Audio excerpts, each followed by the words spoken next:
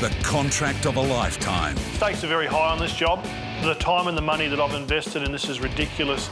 Cranks the pressure sky high. I think John Kelly pins. Well, go and double check. An A-team driver makes a surprise return I never thought I'd see the day I'd be back through John Kelly's gate. to find the boss on the warpath. Give me a list of 5 obstacles. One standing right here. These guys need to gain my confidence, and they're yet to do that. You should know that. But has he pushed his men too far? We've got a fairly firm pack around here at the moment. One goes, we all go. My goal in life is to be the best of the best. At times it's a bit daunting, it's a bit hard to maintain, but under no circumstances will I let that slip. John Kelly has the best equipment and the best drivers, but he's only too aware of how much is at stake.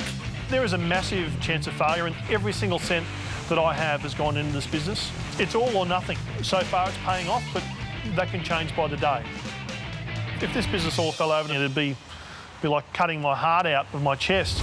John recently won the biggest job of his career, a 3-year contract hauling a gas gathering facility over 230 moves.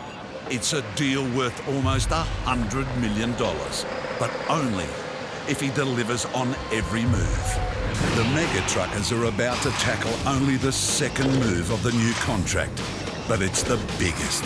14 pre-assembled units, or PAUs, with massive weights, heights and widths, must be unloaded from a ship in Brisbane and hauled to John's holding depot. It's only a 35-kilometre journey, but it's littered with narrow roads and low bridges. A MegaTruckers nightmare. 153, which is this unit here, 14.84 long. I'm stressing big time about this job. We've put our balls on the line and told our client and told the industry that we can do it and do it with ease. We're looking at widths between 6 metres and 8 metres wide. We're looking at lengths between 18 metres and 25 metres long. And we're looking at weights anywhere between 80 tonne to 212 tonne. This is your tricky one here, 158. Pretty much everyone in this company is involved. And 160 is the biggest bastard, it's 21 metres long. It's going to be like the HHA invasion down the Port of Brisbane. So normally moving 1 or 2 of these items is a massive deal over a 12-month period. We're going to move 14 of these units over 5 nights. It's going to be the biggest heavy haulage move ever attempted on the east coast of Australia for this size of cargo. John has drafted his best men for 14 moves that could make or break his empire. All hands on deck here today, trucks, people, some pretty big egos. Yeah, it's all happening here today. And one is making a surprise return. I never thought I'd see the day I'd be back through John Kelly's gate. But stranger things have happened, I suppose. On the MegaTruckers' last move, driver Fredo quit when John criticised his work. Okay, well, you're loading PAU 157, okay? Yeah, John went off the handles, started giving Fredo some, and Fredo wasn't there to defend himself. He's high stress, John. He likes to be there and telling everybody what to do, but I thought, not copping this shit anymore. I hold a grudge for a whole 2.6 seconds, and it's good to see Fredo does the same, and we can move on. Every night there's something huge coming off the wharf. A bit relieved that he was back. But can John keep his mouth in check and keep Fredo on the team for this move? The MegaTruckers are about to see the 14 giant units for the first time. We've got some very, very detailed engineered drawings. From those engineered drawings, we've done some very, very detailed transport plans. But who's to say that someone's welded extra brackets on, or they've decided to use a bigger set of steel? You just sit there like a pregnant dad waiting for the hole to open up to see what's going to come out. If these dimensions change, we're in big trouble. Increasing the pressure, an audience will watch their every move. All the customers are there, and we had all the safety people there. If we mess it up, we're mud. Not many people will sing praise, but geez, the word gets around when you f something up, that's for sure. You sure it's 158? Well, that's what he told me on the plan. Well, go and double check. It's just disappointing when you've got 400,000 people here and you still need to give them direction. I think John Kelly pins today. You're down for 158, aren't you? He's already a little bit jittery.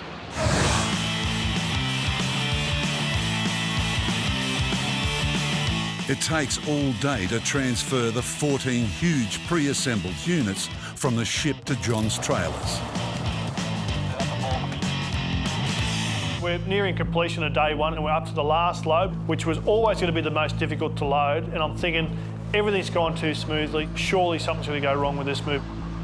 From our definitive drawings that we were told that weren't going to change under any circumstances, this unit here, since it's left Thailand, has gone from 52 tonne to 67 tonne.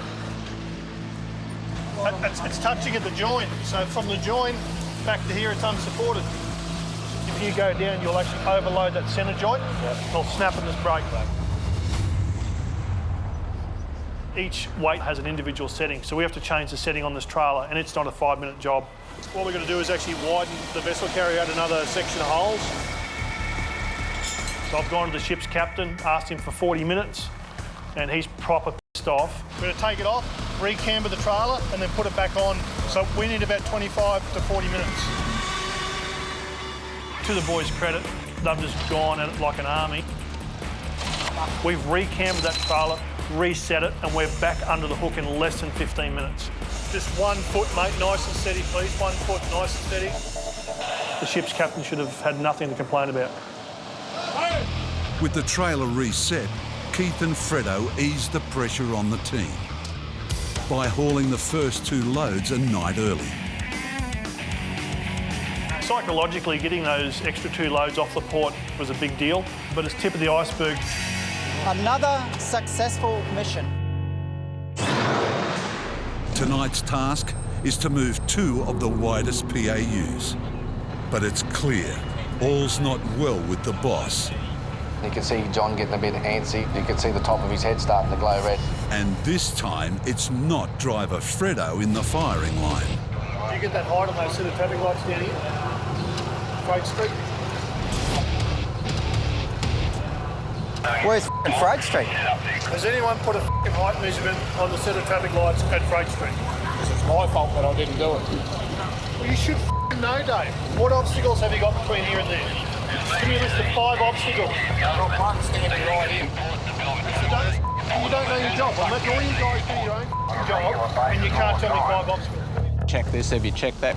I'm not worried about that. I'm talking about hitting shit. He drove me f***ing nuts. We've had plenty of time to prepare, and it's disappointing for me to come down here and still have to bark orders to make sure they know what they're doing and it's perfect. Sort of like a coach before the State of Origin. Just the nerves that got him. These guys need to outperform me in what they do to gain my confidence, and they're yet to do that. So when I ask 5 people, can I please have a chainsaw tonight? No one brings a chainsaw. Are they good enough? I don't think they are yet, but they're improving every day. And you know, the day they meet my expectation, they will be able to take on the world. If he wants to be a driver, he should drive. Most of these blokes go with me. He'll have a lot of trailers to drive by himself. You can cut the air with a bit of a knife at the moment with the intensity. The stress levels are high, especially with Dave. You do understand why I do get emotional and do get the before a job. When I walk up to these guys, especially Dave Pansino, who's been here for 400 years, and ask him for 5 restrictions, I bet you if I asked you for 5 restrictions between here and Darwin, you could give me 500. Come very close to me telling him to stick it up his and drive it himself. We've got a fairly firm pack around here at the moment. One goes, we all go. Sensing he might have crossed the line, John calls an emergency meeting. Listen, I just want to catch up with the HHA guys. I don't want the coppers in this. I just want to have a talk to... Shut up for a minute. I don't want to hear anyone talk, all right? Please. Very, very big night tonight for this massive, massive contract. So I've put my name and my reputation on the line. We've got the most experienced and most professional guys in Australia here doing this job. I would lend my house on your ability, okay? So you guys need to give me that respect back. I don't give a if we're still on the road at 7 o'clock in the morning, right, and it takes us 12 hours to do a 4-hour job, as long as we do it professionally, safely, and we get there without any ups. And that goes for the whole duration of the contract, okay? And we ain't going to do it once. We ain't going to do it 2 times. We're going to do it 230 times, okay? I'm trusting you guys with my life, with my company, with my livelihood, and I need you guys to perform. All good? I do get cranky, but I do love yous all. He really poured it out of his heart. I sort of felt for him a bit after he gave me a bit of a f***ing serve, but one potential f*** up, he's lost everything, we're all out of a job. John's speech kicks the team into gear, and they finally get underway with the monster units. The boys might whinge and moan that I don't trust them, but at the end of the day, I'm the one that's got 50 million bucks on the line with all this gear. About 4 inches off the gutter here on the driver's side, Dave, perfect line. So we've got less than 3 inches underneath the traffic light to the load. The road's actually on a slope down, so the last thing you want to do is have transfer of weight on your trailer and the load will flick itself up. Is everything all right? Mate, I'm going to hold you up here for about probably 5 or 10 minutes, and the next thing you know, I'm forking out 20 grand for a new set of traffic lights. Super steady, please, Fredo, super steady. If you can just slightly start heading back to your driver's side, Fredo, just a tiny bit.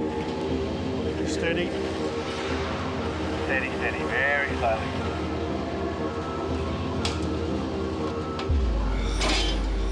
Big bits of cumbersome steel. Who the f would design this?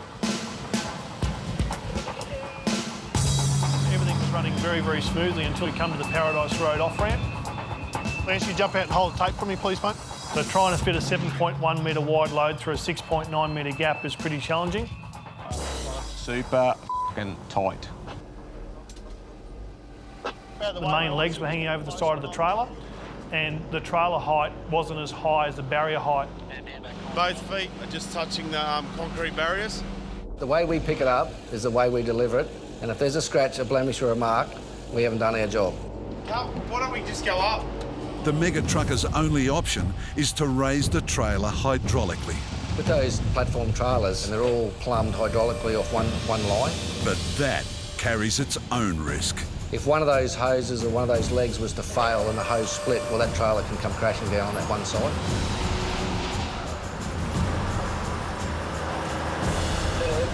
How much we got on your side, Brad?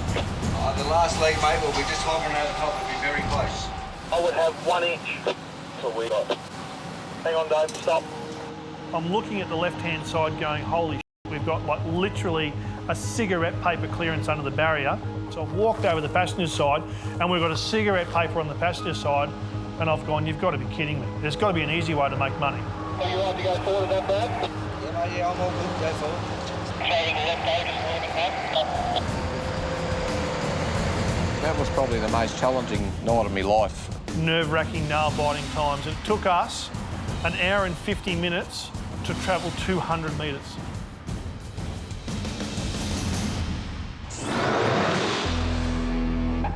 Night 3. Tonight, the MegaTruckers will haul the biggest section of the entire shipment. And of all the trucking I've done, it all comes down to tonight. John and driver Dave will be on the ground. Behind the wheel is Seaboy. Notorious for going missing, Chris is on a mission to prove he's got what it takes to be a MegaTrucker. Chris has let the boys down in the past. He's got a lot of catching up to do to earn everyone's respect. I'm not Chris's biggest fan. He has got the potential. It's his mouth that gets him in a problem. Seaboy, where's your magnetic flashing lights? With the side lights. No, the strobe, the beacon. There's only 2 on the back. And can you go around and check all the chains, please, mate? Yeah, I did. Have you done that? Yes. You promise? So if I go around and find a loose chain, Go hard. I'll put your f***ing head under the tyre. He knew that I didn't check. I just started to shut him up. When did you check these, Seaboy? Oh, you didn't do these ones? And what, these aren't chains? No. He'll always find another way to tidy something up or to straighten it, but really that's John's reassuring way that makes himself feel as though he's still up there.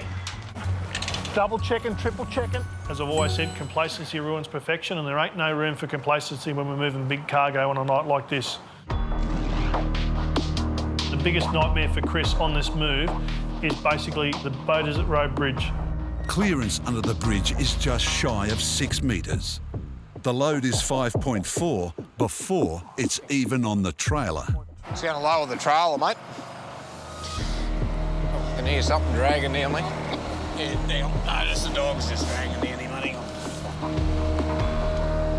If you know much about transport and trucks, they start to get a thing called clutch shutter, and the truck will actually start to bounce. So if you do that too fast, mate, you'll hit the bottom of the bridge. I've got to let this trailer down so it's like literally dragging on the ground to get access underneath that bridge, and we're going to have millimetres to spare. How much we got there, Doe? Really steady, Chris, really steady. The guys give him a lot of shit. So if he can be successful on this move, he'll shut all the critics up once and for all. So right so far, mate. How much we got there, Dave? Chris, I want 6 inches at a time, mate.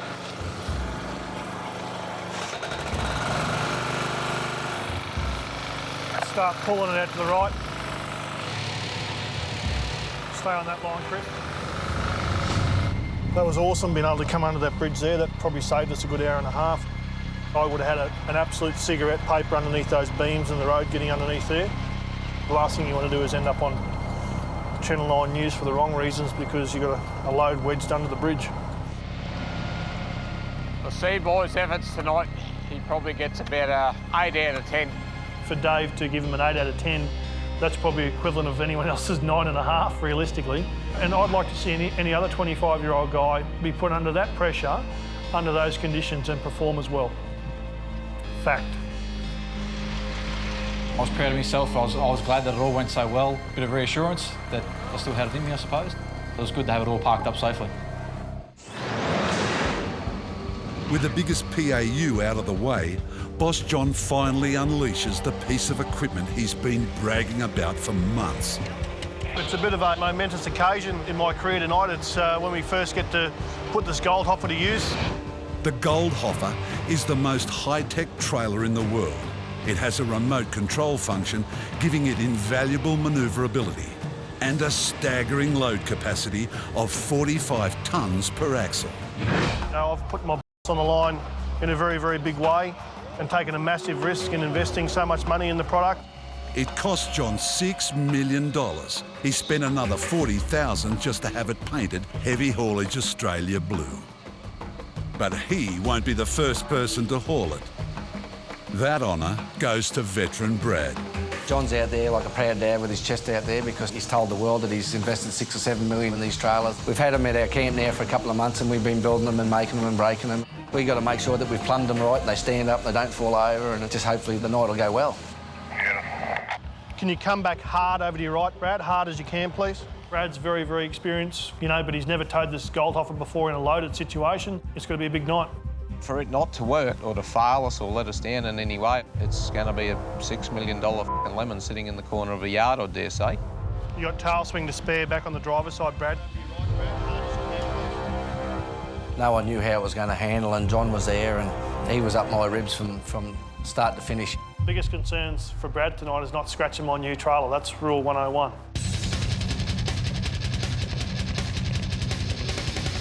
With 100 years' experience between them and their new pride and joy, the MegaTruckers are unstoppable.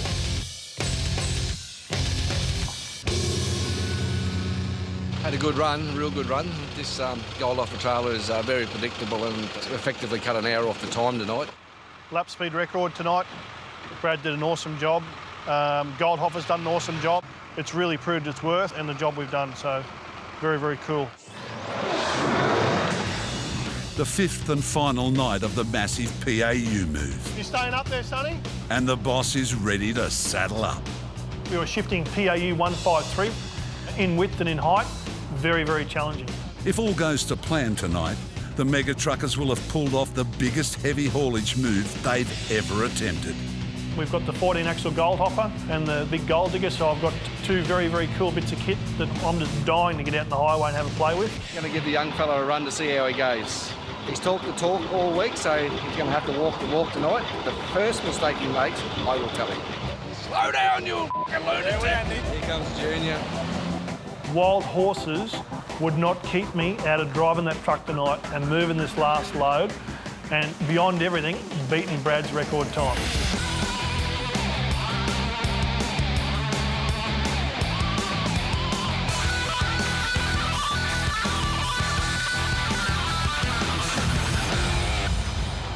Can't believe I beat Brothers. Money cannot buy that. Smug as a Cheshire, you can't look at the piece of Unbelievable. 1986 model truck. Truck's 25 years older than Brothers. 300 horsepower less. The boys have done a great job to get all 14 loads here unscathed. No damage, no issues, no incidents. no dead bodies. There's some pretty good statistics there. Unbelievable job. Well done, mate. Well done, buddy. Unbelievable. We're going to bed. That's where I'm going. It's been a record year for Heavy Haulage Australia. They've moved some of the biggest, widest, heaviest, most challenging loads in their history. Big bits of cumbersome steel. Now, the boss wants to give something back to the people who made it all happen. I could have taken a week off and literally slept for the week, but there's something I need to do. Welcome to Kingston Park Raceway. Everybody with heavy haulage make their way over to the Le Mans briefing area. So it's been a fantastic year financially for HHO, and it's a bit of a reward to the boys and all our admin staff. We decided that we'd head down the racetrack and find out who the best driver really is. The competition will unfold over 3 races. But winning isn't the only goal. John Kelly is going down. Mate, there is no strategy. Find John Kelly, take him out. The race reignites the rivalry between boss John and driver Brad. Everyone's going to crash into John Kelly and punt him off the track, and that's me included. Brad takes the first race. I knew that bald-headed bastard was behind me and there was no way in the world he was coming past, ever. I was working hard to get Brad. If you want maximum footage of John Kelly, I feel the camera should be actually pointed around the other way because that's where he'll be all day. I was going to get past that skinny dog Brad. Race 2. As usual, John Kelly will do anything to win. John Kelly hit me up the arse 3 times. Nearly turned into Dodgem cars. I couldn't see him. Hang on. What can I smell here? I think it's victory. I got dealt a pretty cart that time, so yeah, cart it was actually bottoming out. Must be my fat ass. The final race. It's all between John and Brad. Until...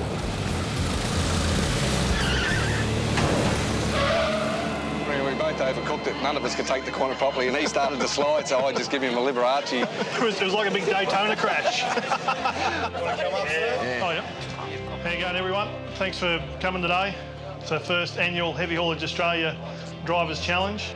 So first place in the Driver Challenge, best at everything, Brad Imber. You could see the look on his face. He was just him off. Well done, mate. Thank you, mate. Yeah, it was very nice to take the trophy off him. You want to say a few words, mate? Well, it's one thing to talk the talk, John Boy, but I think I just walked the walk.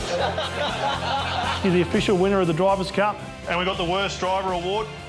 Normally this bloke's one of our A team, so I'm a bit concerned about the fact that you know, he's so successful when he puts his in a truck seat, but he can't drive a go-kart, and that's Dave Pancino. I don't know what's going on there. Like, I drive this buggy around, I can't be that bad of a driver. You know, Dave Pancino can drive a truck that but absolutely useless in a go-kart. John Kelly doesn't mind being a loser on the racetrack. But in the heavy haulage game, it's a very different story. If you've been impressed with what you've seen, you ain't seen nothing yet.